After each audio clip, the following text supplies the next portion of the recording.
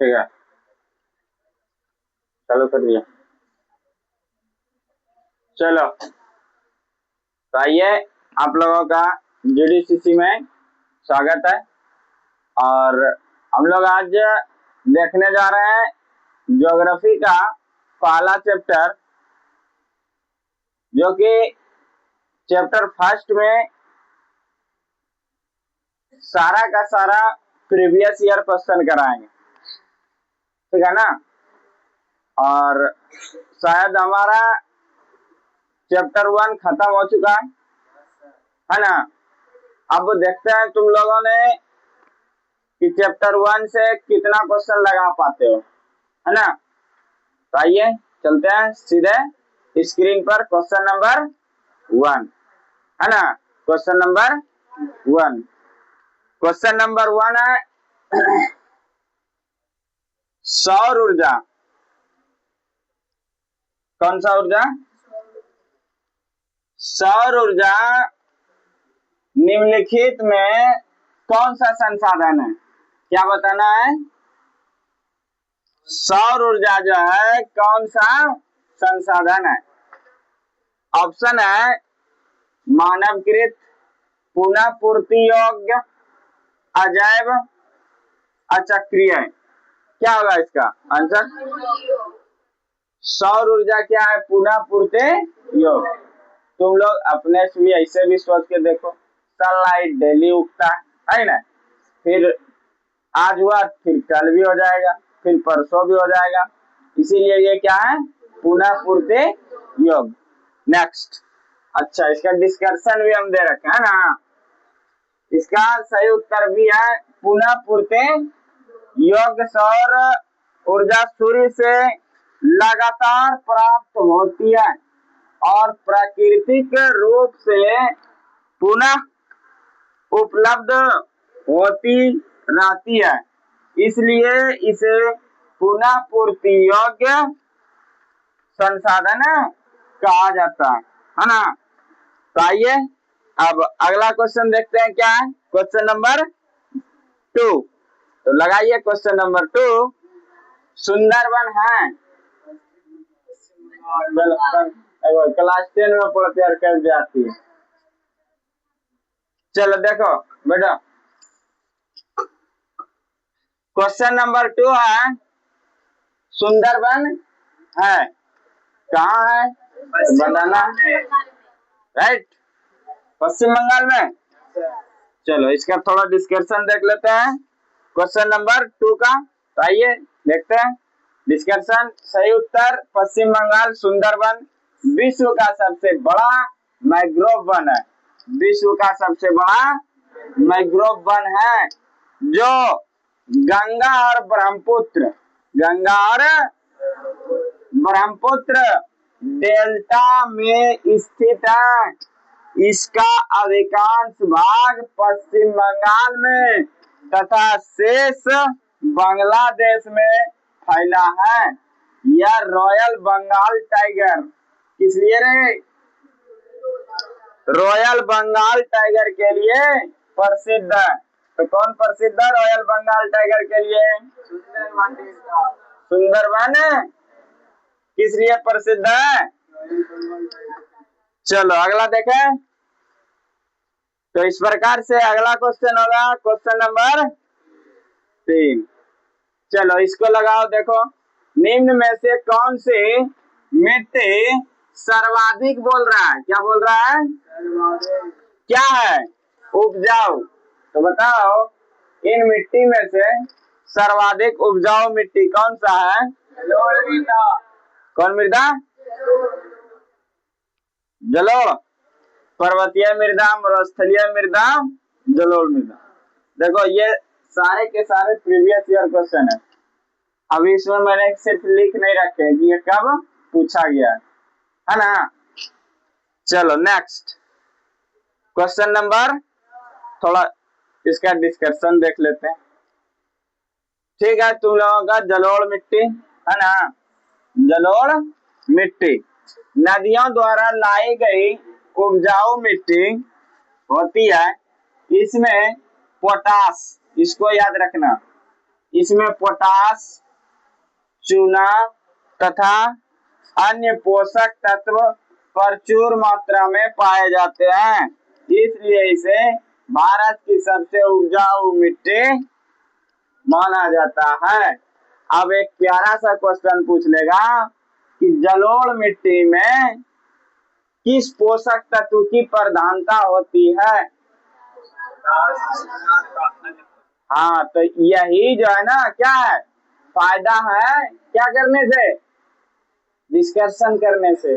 एक क्वेश्चन के साथ दूसरा क्वेश्चन भी हो जाता है ना, इसीलिए डिस्कशन पे भी ध्यान रखा कर। नेक्स्ट क्वेश्चन नंबर कितना हो जाएगा? 4। चलो देखो इसको, अब 4 को बोल रहा है प्राकृतिक गैस पाई जाती है यूरेनियम के साथ, कोयले के साथ, खनिज तेल के साथ, चूना पत्थर के साथ। बताओ किसके साथ होगा? खनिज तेल के क्या पाया जाता है? खनिज तेल के साथ। इसका मतलब ऑप्शन नंबर कितना आ जाएगा?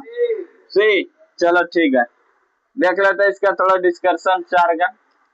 हाँ सही है, सही उत्तर सी है, खनिज तेल के साथ प्राकृतिक गैस पाया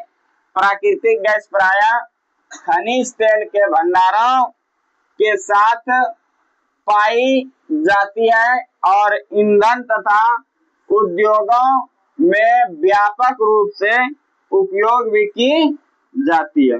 किसका रे? चलो नेक्स्ट अगला क्वेश्चन है, तट रेखा से कितने किलोमीटर क्षेत्र की सीमा अपवर्जक आर्थिक क्षेत्र कहलाते हैं? कितना किलोमीटर? 200 किलोमीटर। और चलो कितना? चलो सही उत्तर है तुम लोगों का 200 किलोमीटर अपमार्जक आर्थिक क्षेत्र अर्थात ईईजेड की सीमा तट से 200 समुद्री मील, कितना होगा? लगभग 370 किलोमीटर तक होती है, जहां समुद्री संसाधनों के उपयोग का विशेष अधिकार संबंधित देश को प्राप्त होता है। देखो तुम लोगों वहां समुद्री मील चलता है, वहां क्या था? 200 किलोमीटर है ना तुम्हारे ऑप्शन में। अगला क्वेश्चन कितना होगा? 6। सबसे घटिया कोयला कौन सा है? कौन सा? पीट। सबसे घटिया कोयला कौन सा है? पीट। चलो ठीक है, पीट का डिस्कशन देख लेते हैं। पीट जो है कोयले का प्रारंभिक और सबसे निम्न श्रेणी का रूप है। इसमें कार्बन की मात्रा सबसे कम, लगभग 50 से 60%। इसको याद रखना रे, कितना पाया जाता है? 50 से क्या कार्बन के मात्रा, तथा नमी की मात्रा सबसे अधिक होती है, इसलिए इसकी ऊष्मा हीट वैल्यू कम होती है और यह सबसे घटिया कोयला माना जाता है। क्रमशः पीट, फिर लिग्नाइट, फिर बिटुमिनस, फिर एंथ्रासाइट सबसे उत्तम है। मतलब कहने का है कि सबसे अच्छे कोयले का प्रकार कौन सा है? उसके बाद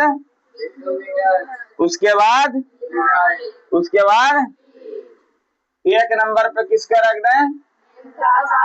2 नंबर पे, 3 नंबर पे, 4 नंबर पे, मतलब सबसे घटिया कोयला।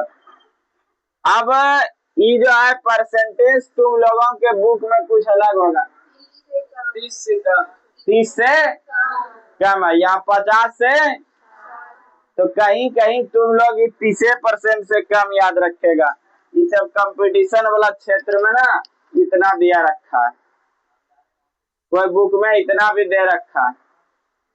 है ना। तो आगे देखेंगे अगला क्वेश्चन।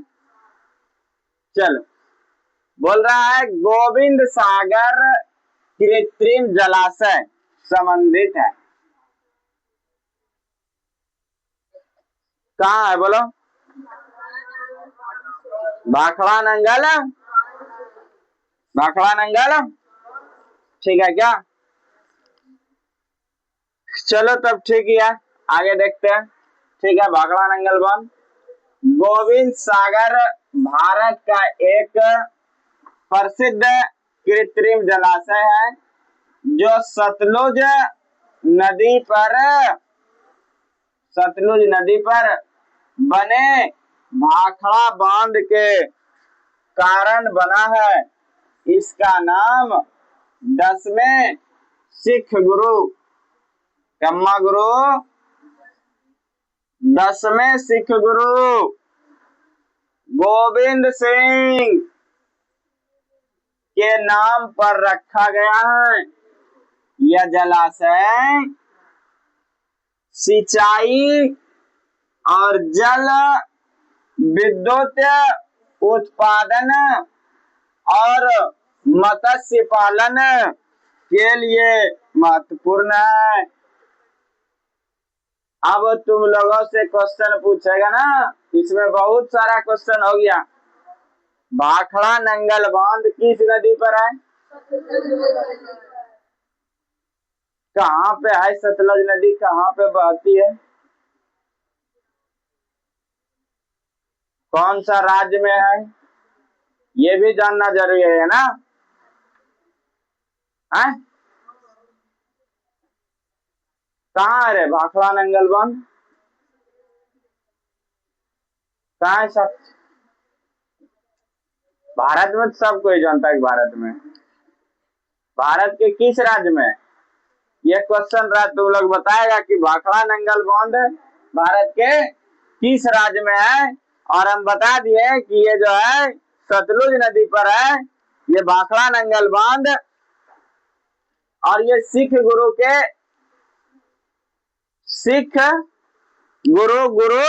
गोविंद सिंह के नाम पर रखा गया है, जो कि ये 10वां गुरु है। तुम लोग इसका राज्य का नाम बताएगा।